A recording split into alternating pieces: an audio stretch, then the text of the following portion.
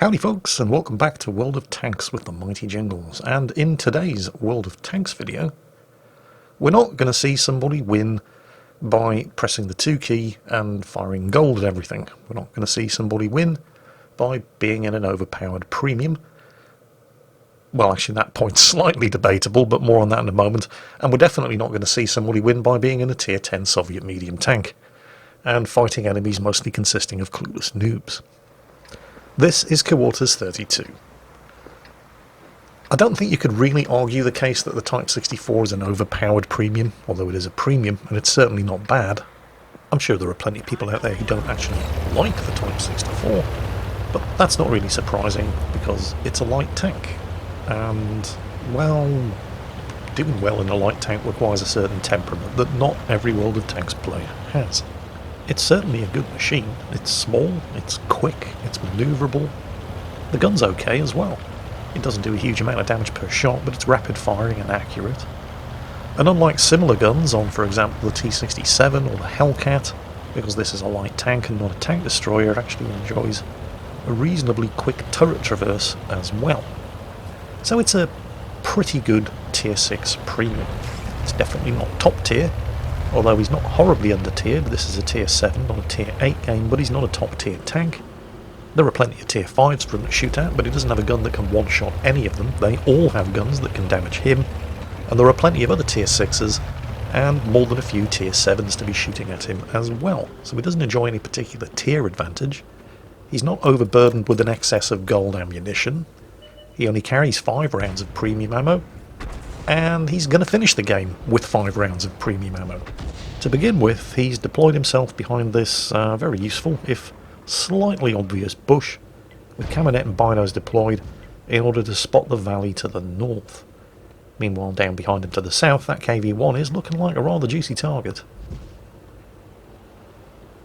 But there's nothing spotted to the north. And that doesn't mean there isn't anything up there.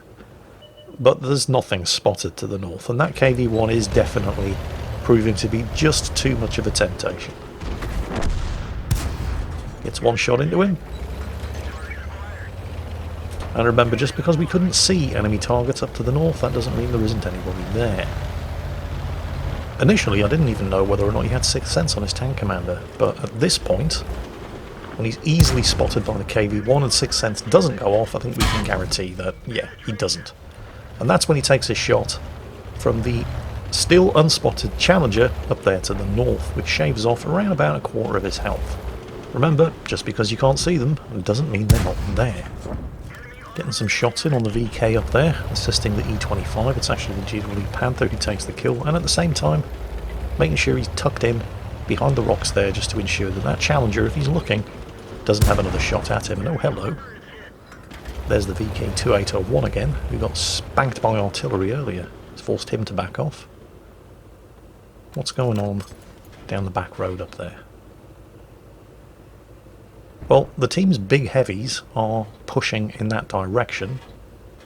He's waiting for the Hellcat to continue to back up, and then he doesn't. And the Hellcat apparently didn't get spanked quite hard enough the first time he poked the corner, and so goes forward to get spanked again. Now he's just begging to be finished off, but the Hellcat isn't quite as dumb as we may have first guessed, because he is actually using cover to ensure, in fact both him and the IS have ducked down into the shallow ground over there to ensure that nobody over here would have flanking shots into them while they pulled back, so well done to them.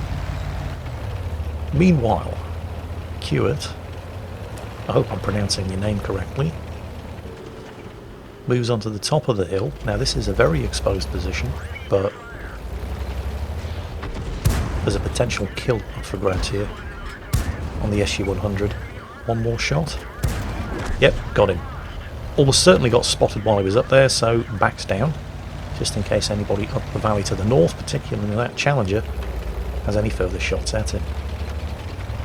And there's a potential second kill up for grabs here. At this point the team are doing really well. They've only lost 1 tank and they've killed 3, make that 4 enemies. Keywaters, and I've realised I actually was mispronouncing his name, sorry. Keywaters' second kill. Scores a 4-1. Still absolutely nothing spotted in that valley up to the north, but the VK is back and spotting targets who are taking a bit of a pounding. And suddenly, things aren't looking quite as good as they were just a couple of seconds ago. He definitely doesn't want to drop down there to finish off the VK, because it would almost certainly get him killed. And the enemy team have just equalised. 4 kills per team. Enemy team pulled it back in the space of just a few seconds. At this point, Quarters is thinking where to go, what to do, when suddenly on the minimap, all of those unspotted enemy tanks in the valley up to the north are suddenly very, very spotted. Time to put the gun to work. First shot at the T-34. Not entirely sure whether it hit or not. He could finish. No, it's going to take another shot. T-34 pulling back just a little too late, and he's managed to get his 3rd kill. Shot whizzed past there, I think, from the Chinook Kai. Yep, the Chinook Kai is definitely shooting at him. Now, that thing isn't a particularly good tank, but it does have a relatively decent gun. Well, not anymore. Unfortunately, they're losing as many tanks as they're killing. That Challenger is still crouched behind the rock, checking behind him, nothing there. He's got shots at the Challenger now, and the Challenger is down. The team are still ahead, but only by 1 kill. Trying to take out the Panzer. 1 more shot should do it. Oh, but he's hit, and it's taken out his gunner, and that costs him the kill. Uses the first aid kit, gets his gunner back up and running, and they're still clinging to a 1 kill lead. Hang on a second, the bathtub of doom was just spotted. Takes the shot, no idea what happened to that one, but it didn't do any damage. And he can definitely beat that guy's reload. And there's kill number 5, 1 more for a Top Gun, but still the team clinging to a 1 kill lead. At this point he has half of his team's kills, and it's also at this point where the M44 decides to ruin his day. Now the stun doesn't last particularly long, but he could have done without taking that amount of damage. And I'm not entirely sure whether or not this is a replay bug, but the UI is telling us that his loader has been crippled. I don't think that's actually the case, particularly when you see how quickly his gun is about to start firing. Oh, there goes the VK.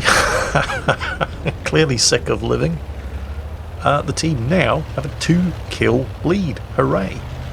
What could possibly go wrong? Jingles, don't go asking loaded questions like that. Oh, hello. Suddenly, a wild Su-85 appears. Now, Quarters doesn't have any more than 25mm of armour anywhere on this tank, so if that Su-85 has high explosive loaded and can actually hit him, he's dead. With armour piercing, it's going to require 2 shots. But he hasn't even managed to hit him once. So there's the Top Gun, and he almost certainly got spotted there. And the M44 has already demonstrated that he seriously wants to mess his day up. Oh, speaking of which, whoa, damn, that was close. Yeah.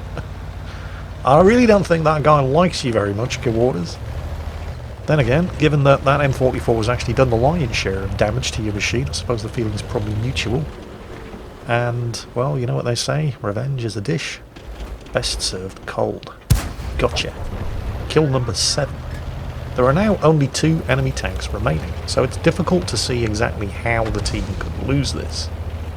And there's a Panzer IV-H up ahead there, rushing into the enemy base and requesting assistance, and with this little health remaining, the best way you can assist him is probably from up here. Of those 2 remaining enemy tanks, however, one, probably the IS, because it's highly unlikely that the Crusader SP has left the base. 1 enemy tank is now capping. The Panzer IV-H has made it into the enemy cap, but that IS started the cap first, so unless we want this game to end in a draw, somebody's going to have to go back and reset him. It is worth pointing out, by the way, that that enemy IS was the victor of a battle between Quarters team's Tiger, OI and a Stug 3, and his only backup and support was the Hellcat, last seen retreating on 58 health, so he's done pretty well to actually make it this far. But with 3 enemy tanks, yeah, he has been spotted and he doesn't have a huge amount of health left, and even the artillery is coming back trying to bait him into taking the shot, as the Type 64 and the T-67 rush around to the rear. Unfortunately, the first shot is a bounce, and the T-67 has been taken out. But, well, it's only going to take a further 2 shots, and that's yet another kill. The enemy artillery has been found, and he's about to die too, so that's a pretty convincing victory for Quarters 32 in a machine that wasn't top tier, is not an overpowered premium, wasn't loaded down with nothing but gold ammunition and consumables. He started the battle with 5 rounds of APCR and he finished the battle with 5 rounds of APCR. He didn't even appear to have a particularly highly skilled crew if the lack of 6th sense on the tank commander was anything to judge by. And yet he still managed to get Ace Tanker, Radley Walters Medal, High Caliber and Top Gun. Now he definitely didn't do it alone. Credit in particular I think has to be given to both of the artillery on his team, the GW Panther and the M44, who didn't actually have particularly good results out of that game, but when you saw the way they were repositioning on the minimap and the way they reacted to the threats and assisted the team in getting the kills with stuns on vulnerable enemy tanks in the open, I feel that they definitely did a good job and deserve some credit for it. So well done to them too. And I'd just like to finish off today's replay by drawing your attention to something that really made me laugh. Now, I don't know if this just means that I'm incredibly easy to amuse, but I found it deliciously ironic. And this shouldn't be used to judge the player concerned, of course. It's likely just a coincidence. But the first player to die in this battle, there he is at the bottom of the team list. And yes, his name is eternally mediocre. Hopefully that's not an omen for his future performance in World of Tanks. But hell, if it's funny, I'm going to laugh at it. Anyway, Keyorders32 in the Type 64. Thank you very much for sending that replay in.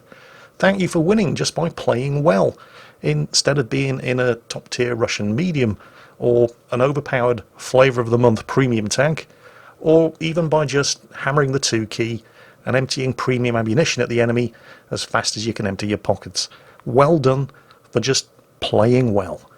And let's have plenty more like that in the future, please. I hope everybody enjoyed today's battle, and as always, take care, and I'll catch you next time.